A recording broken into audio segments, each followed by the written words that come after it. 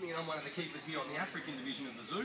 These guys being native to Africa, they're just some of the animals that I'm looking after today.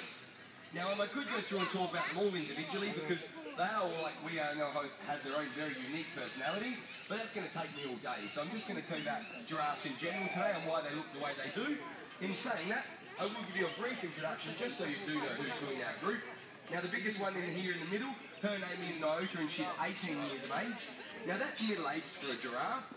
In captivity, they can live anywhere from 25 to 30 years, and in the wild from about 20 to 25 years.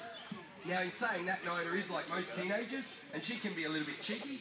Whenever we've got the pleasure of her standing here with us at the platform, we definitely do have to watch our backs. If we're not careful, she will try and swing her head and headbutt us, and if we're really unlucky, she'll sneeze all over us as well.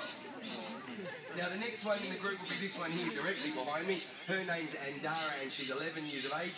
You can see here, Andara's a very, very personal animal. She was actually hand-raised by keepers. So she does look at us as part of her group.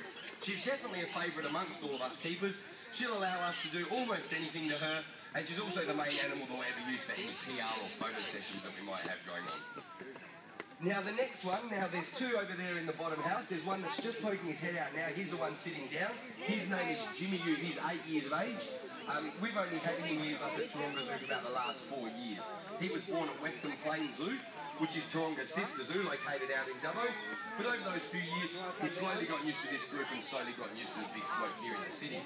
Now, being the only male in our exhibit, most people would say lucky him. I actually know that he's been castrated, so I beg to differ on that fact from him like Jimmy.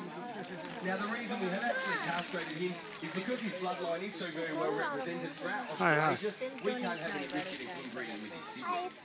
In saying that, though, being the only male, as he grows up and he starts to mature, his behaviour will play a really important part in the social dynamics of this group.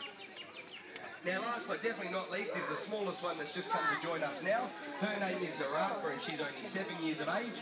Like Jimmy Yu, she was also born at Western Plains Zoo.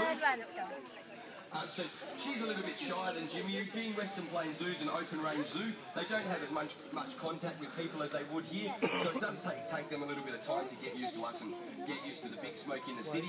But as you can see here, Zarafa has no problems at all with that.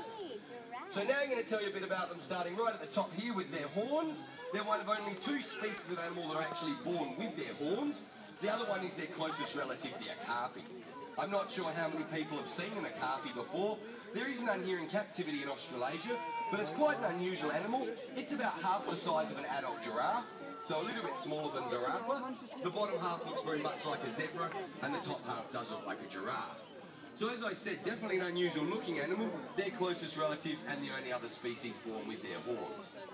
Fortunately though, for the female giraffes and the female okapis, when they do give birth to their calves, the calves' horns are actually flat to the skull,